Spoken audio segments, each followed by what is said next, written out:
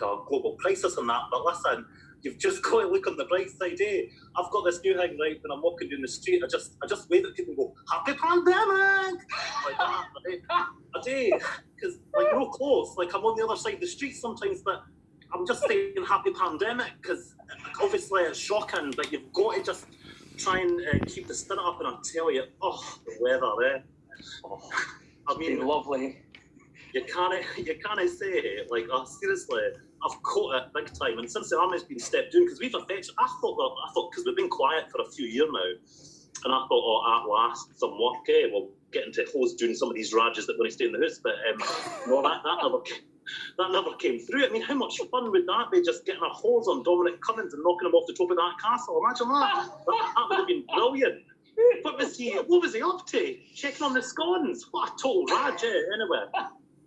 So it's quality to be here and just happy to hang out and all the rest of it. Oh, Gary, it's great to see you, and you've brought so much life to the proceedings this evening, and I don't know where you are. Yeah, right. Well, sorry, that's great. Terrible. That is shocking. Sorry, I'm not. Oh no, Gary, done it. Right, sorry. Good start. Well, listen, you look great as well. You've obviously got a wee bit of the sun we've had over the last few days. As have I, yeah.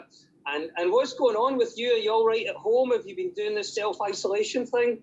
I've been doing a bit of that when I'm not working. I'm at my dad's house the now, and I'm just off a shift actually, so I was just getting spoke. I was like, oh no, that isn't what I went to on that shocking night. And I was looking at Ken, because I ken the idea is like you're meant to cook something that Nick Nairn's done, right? Yeah. And I had to look at that. No offence to Nicky, right? But what's he all about? Prawns? Who's got prawns in the house? I don't live in a restaurant, Nicky. Ken that way, and what's in a cavado anyway? So I wasn't having any of that, and a salmon that smokes.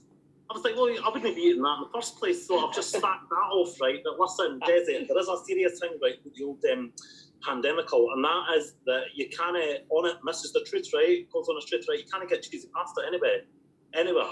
What?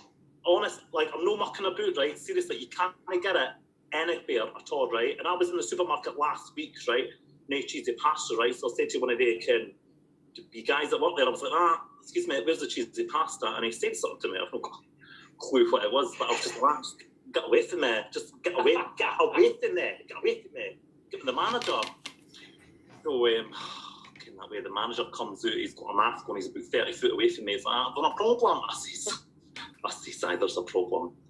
I said, I was in last week, right? There was no cheesy pasta. I'm in again the day, there's no cheesy pasta. I said, what's going on with the cheesy pasta? I ken it's a pandemic, but what's going on with the cheesy pasta? He says, we've no had a delivery.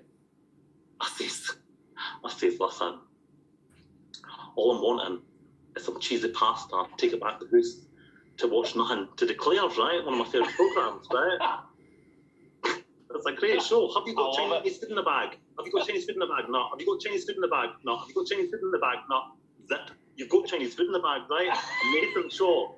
Anyway, what this manager says to me, it's like that. Why don't you buy some pasta and a cheese toast? I just walked out. Seriously. I was absolutely raging, right? So anyway, I found this. I can't advertise, but I found this in my dad's house, right? So I ken that Nick Nairn's like he's wanted a tarragon chicken. Does he mean Italian? I don't know. I'm not sure. I think it was tarragon. I'm not totally sure. Right, well, anyway, so I'm going to have a bit of this because I couldn't get cheesy pasta. Although, to be honest with you, I've got one emergency pack of cheesy pasta in the house. Do you want to see it? Oh, please, have you got one? Yeah. Right. I've got one, but it's for, like, emergencies. Right, what's this?